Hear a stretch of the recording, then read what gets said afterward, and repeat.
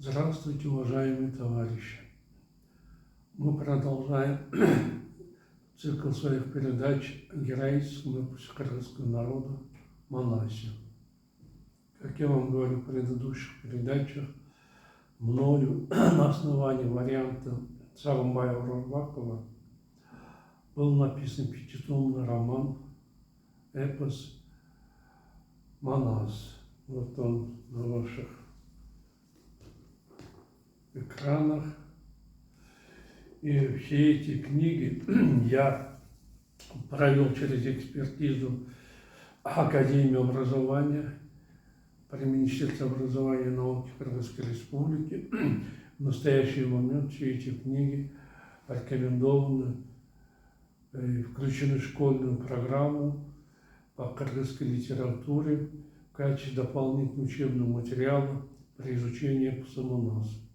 Затем я эту же книгу перевел на русский язык, полностью 5 томов, и тоже включил их в школьную программу. После этого, чтобы еще больше распространить эпос, мною был открыт специальный интернет-сайт epos-manas.com, где я выставил на продажу электронные версии моего романа на кыргызском и русском языках. Ну и, наконец, вот уже в течение месяца работает этот наш YouTube-канал, где я рассказываю об эпосе, читаю отрывки своей книги. Чем отличается мой роман от других произведений по эпосу «Манас»? Дело в том, что на настоящее время существует около 10 версий различных романов, написанных на основе данного эпоса. Но большинство из них просто пересказывает в прозе содержание эпоса. Сами знаете, что эпос «Манас» написан в виде стихотворений, в стихотворной форме. А вот эти авторы, они вот эти стихи изложили в прозе. Моя же работа, этот пятитомник, отличается от всех этих произведений тем, что я написал этот роман с соблюдением всех жанров, всех правил жанра. То есть тут уже не пересказ, а полноценное литературное произведение, где описываются мысли главных героев, их одежда, дается описание природы, другие явления. То есть это полноценный роман. И в этом романе я попытался полностью охватить эпос «Манас», его содержание, продиктованное Сагынбаевым Рорбаковым. И поэтому какие темы были в эпосе, я полностью перенес их в свой роман. И все эти главы находятся в моем произведении. То есть я полностью раскрыл каждую главу данного эпоса. И если эпос в стихотворной форме представляет очень большую сложность для изучения не только для детей, школьников, но и для взрослых, то мой роман, наоборот, лишен этого недостатка. Роман написан легким, доступным языком, и там все дано в ясной форме. И желающим изучить эпос мой роман может быть очень полезен в преодолении такого огромного эпоса. Но это все, что я хотел сказать вам по поводу эпоса. А сейчас я продолжу чтение своего романа. После этого начались необходимые приготовления. Через несколько дней для похода на Алтай был готов груз на 45 верблюдах, а вместе с ним 6 китайцев-караванщиков, 10 калмаков, 10 уйгуров-сарков. Когда все было готово к отправке, Лисенхан строго приказал главе каравана, китайскому вельможе, в обязательном порядке разузнать все возможное о монасе.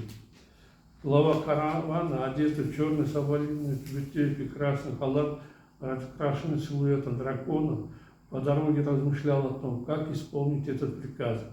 Судорожно сжимая меч золотой рукояткой, нацепленный на широкий черный пояс, он понимал, что на неисполнение ханского указания он запросто может лишиться головы.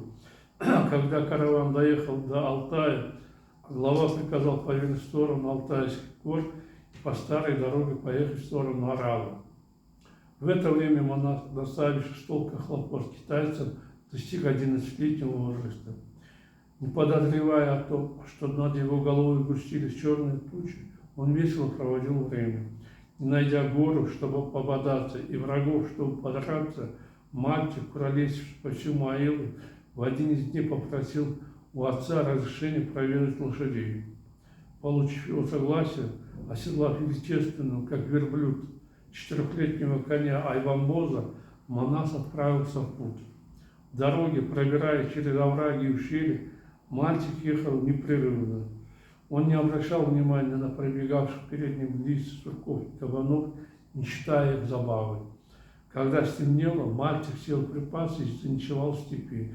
Когда рассвело, монах продолжил свой путь и ближе к полудню перешел через небольшой перевал.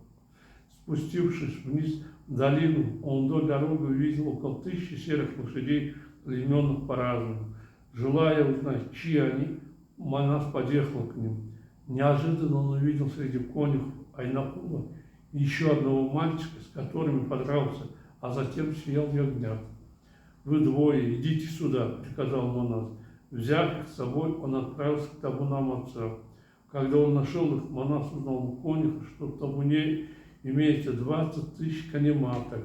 Собрав всех 22 конюхов, мальчик-богатырь велел зарезать 3 бесплодных кобылиц. «Отведайте плодов трудов своих», — сказал монах, обрадовав всех конюхов. Затем, пригнав 1000 лошадей Айнакула, они поставили свои стройбища рядом и весело стали проводить время в играх. Очистив склоны гор, забив наки в землю, монах прямо посередине широкой дороги возле реки Азимил расчеркнул площадку для игры в Орду Альчики. Когда 32 мальчика, собравшиеся для игры, разделились поровну и начали играть, все вокруг наполнилось смехом ребят и громкими криками.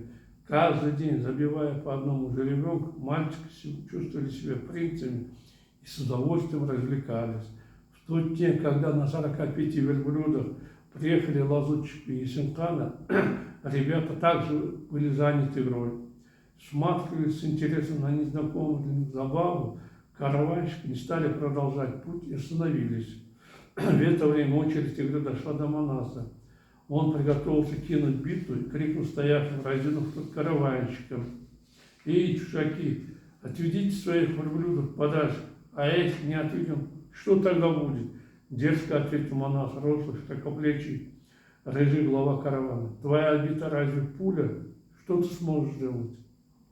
Мальчик промолчал. Когда он ударил битой, она выбила 2 фигуры из круга и, перелетев, сломала ногу переднего верблюда. Верблюд с громким ревом, как будто получил пулю, повалился на бок. Сидевший на нем глава каравана еле успел соскочить на землю. Вторая выбитая фигура раздробила ногу стоявшего впереди осла. Ехавший на нем верхом царь остался пешим. «Я попал в беду», — пожаловался на китайца. «Этот мальчик покалечил моего осла». Глава каравана сидевший на земле рядом со своим верблюдом, встал с места, поглаживая сильно ушибленное об землю правое колено. «Это что за мальчик?» – гневно крикнул он. «Видать, это тот самый монах, которого мы ищем. А ну-ка, мол, хватайте его!» 7 китайцев, одеты в синий панцирь, вооруженные мечами, короткими копьями, спрыгнули с коней, бросились на монаса. 30 товарищей мальчика заступили за него, после чего началась смертельная схватка. Монах стал избивать китайцев. Он схватил подошедший к нему главу каравана за кожаный пояс, приподнял и ударил об землю. Китаец тут же испустил дух, не произнеся ни слова. Остальные 6 китайцев, испугавшись, перестали оказывать сопротивление и сразу сдались. Монах приказал зарезать их и 10 калмаков. А во время площадки красной крови он сделал все это достояние мойротов. Связав руки сарков каравайчиков, стряной в копыта верблюда, привязав их друг к другу, монах подошел к пленникам. «Не хмурьтесь, богатыри», — сказал он, — «ваш груз я взял в качестве добычи». Небольшого роста, скуластый, смуглый сар, сидевший перед ним, встал со своего места. Он был одет в белую тюбетейку и ватный черный халат, опоясан широким белым поясом. «Если хочешь взять, богатырь, бери все», — дрожащим голосом ответил царь. «Мы не против, только не убивай нас». Монах и его товарищи громко рассмеялись его трусстве. «Ладно, я не буду вас убивать», — сказал богатырь, — «но скажите свои имена. Кто вы, что вы здесь ищете?» Когда монах развязал веревку на руке сарта, он, растирая покрасневшие руки, стал отвечать на поставленный вопрос. «Наши корни от уйгуров, а предки от тюрков. И Синкан приказал нам поехать в ваши края, чтобы разузнать о богатыре мальчик по имени Манас, который вершит дела, как знаменитый богатырь Рустам. Поэтому приехали сюда. Если хотите узнать, слушайте», — хмуро произнес мальчик. «Мой отец Жак, а мое имя Манас. Эй, джигит, хватайте этих людей за ноги. Они не согласились отвести в сторону верблюдов и напали на нас. Тащите, кто ушили, и ограбьте, не оставляя ничего». «Мы согласны, господин», — зашумели ребята, стоявшие рядом с ним. «Не спешите», — джигит остановил их Манас. «Не годится нам самим все забирать.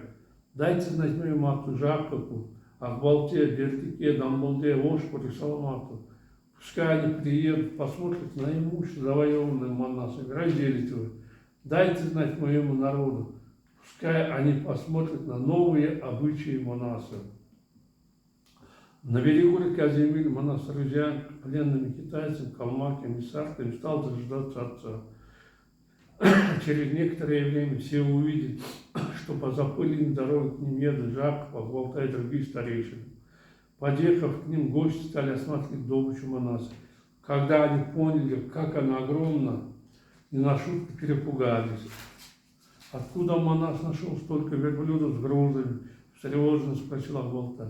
«Судя по внешнему виду, кажется, все это принадлежит казне». «Ты прав», — мрачно ответил Берлик, который с другой стороны осматривал караван. «Навьюченные грузы, все до единого, с чистого золота. Вожаки этих бедолаг тоже пропали. Что с ними случилось?»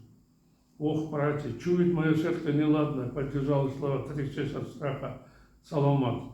«Как же хозяин не будет искать столько своего добра? Поэтому брать нам его или нет? Из-за этого Манаса мы точно попадем в беду», — стал печалиться Дамблдор. «Береженного Бог бережет. Прежде чем брать это имущество, разузнаем о нем поподробнее у Сарта». Согласившись, Жак обратился к пленникам.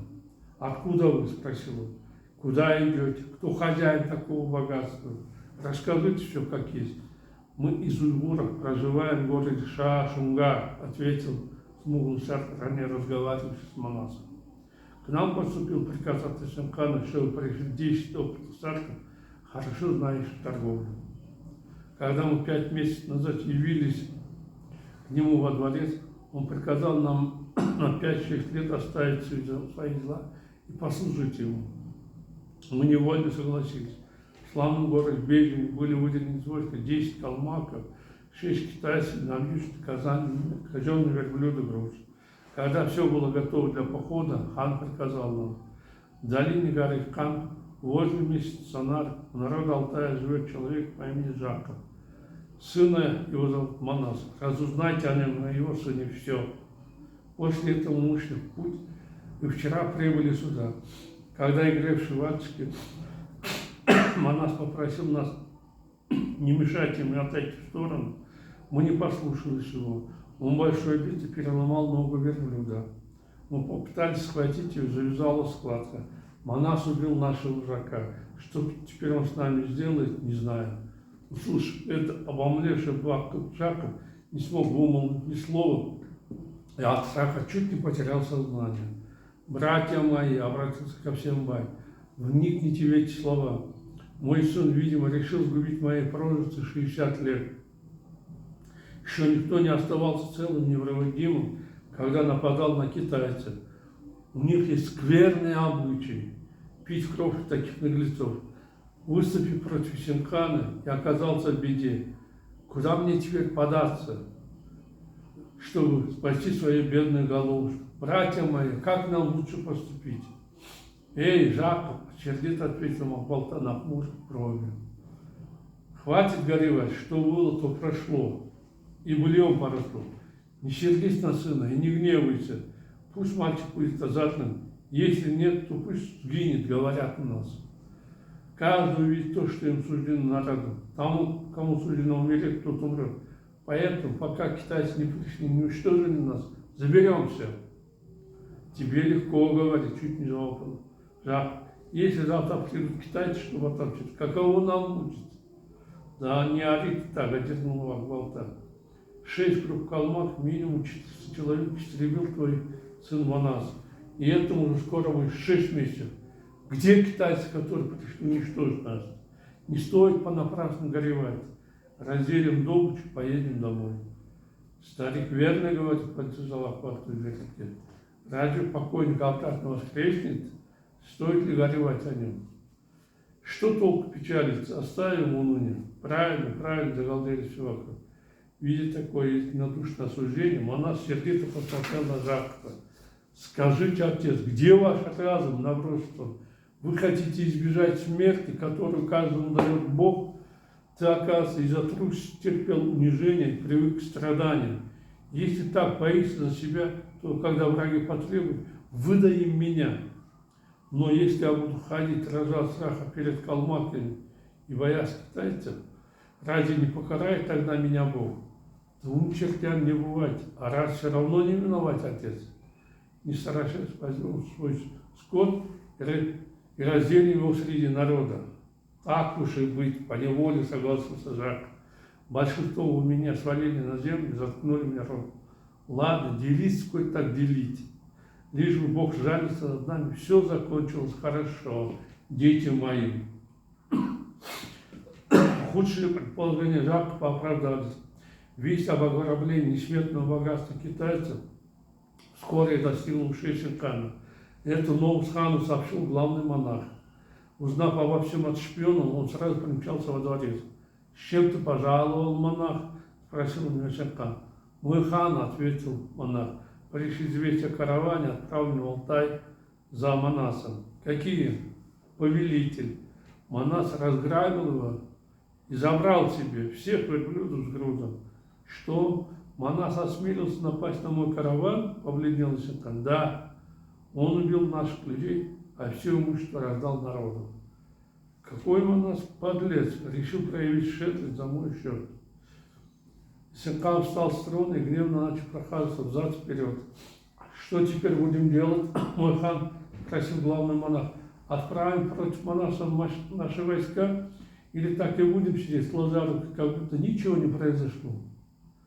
«Нет, мы не будем так поступать», — насмешливо улыбнулся хан. «Не понял вас», — растерялся главный монарх. «По-моему, что выйти из этой ситуации есть только 2 этих способа». «Нет, монарх, ты ошибаешься. Почему Китай достиг таких величайших высот и могущества? Почему его население умножается, а государство день за днем богатеет? Причину этого Китай столько веков возглавляет умные, мудрые люди. Народ верит и непрекословно выполняет все, что они приказывают». «Верно. Кроме этого, Китай бережет свой народ. Если есть возможность, он уничтожает врагов не своими, а чужими руками. Мы сейчас применим этот метод. Связываемся с калмаками, натравим их на монастырь. Тогда не поймаете его нам. А если они сумеют одолеть монастырь? Хмуро спросил главный монах. Если нет, то их число уменьшится, улыбнулся Шерхан. И это для Китая неплохо. Чем больше наши враги будут ослаблять друг друга, тем больше будут зависимы от нас. Если монах победит калмаков, что будем тогда делать? В таком случае, чтобы остановить его, мы примем другие решительные меры. Ты понял меня, монах? Да, Абуль-хан. Если понял, завтра же отправь гонца к Нискаре, хану калмаков. Пусть он поймает нам монаса. Слушаюсь, повелитель, ответил главный монах, поклонился хану и вышел наружу.